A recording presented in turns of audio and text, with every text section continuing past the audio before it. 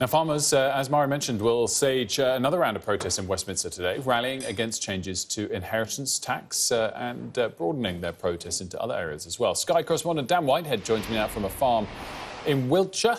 Dan, what's in focus there for you today?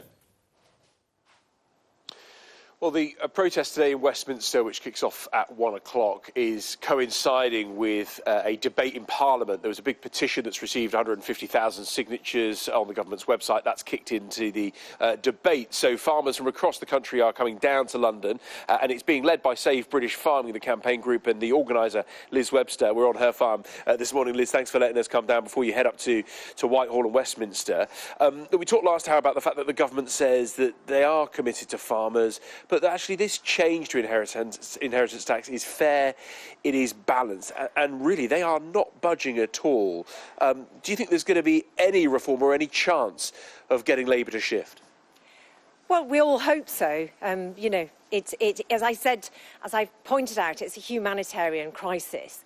And if we go into next April and there aren't changes, they're going to have a lot of blood on their hands. And, you know, they're going to have to go through that.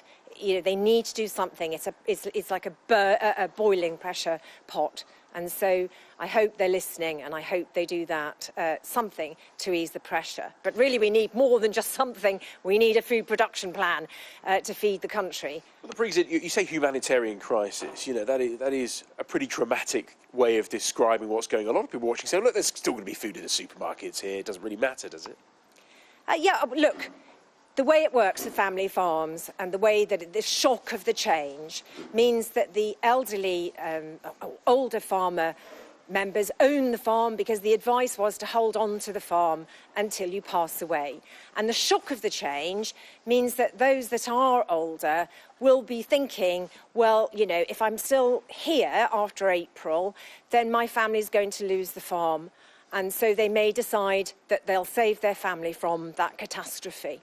And that is really why farmers are so exercised. It's a very difficult topic. Mental health is a real problem for farming. But this is why farmers are so upset by it. It's not, we'd love to be able to pay the inheritance tax, but we don't earn enough money to be able to afford it. The only way we can pay the inheritance tax is by selling up part of or all of the farm. Then you lose your home, your livelihood and everything all in one go. But for people at home, you lose your food. And then you'll be looking at, you know, going begging to Donald Trump for imports. Briefly, this isn't just about inheritance tax, is it? You know, we were talking about food security, and we talk about tariffs and Donald Trump, where our food comes from as well. Completely. This has been a wide open thing since Brexit started. We came out of the CAP. We don't have a plan for food. And we're looking at this, are we going to go and try and heal the wound with the EU, or are we going to go to Donald Trump?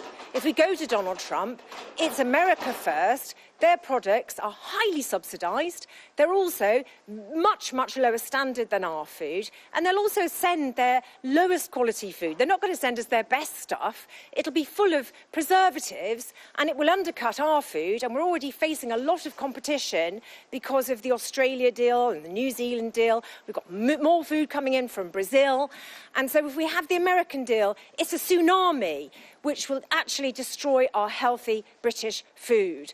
And everybody will be forced to eat American food. And then if Donald Trump gets cross with us, he can say, well, Britain, I'm not going to send you food unless you do as I say. And that is a very uncomfortable place to be in.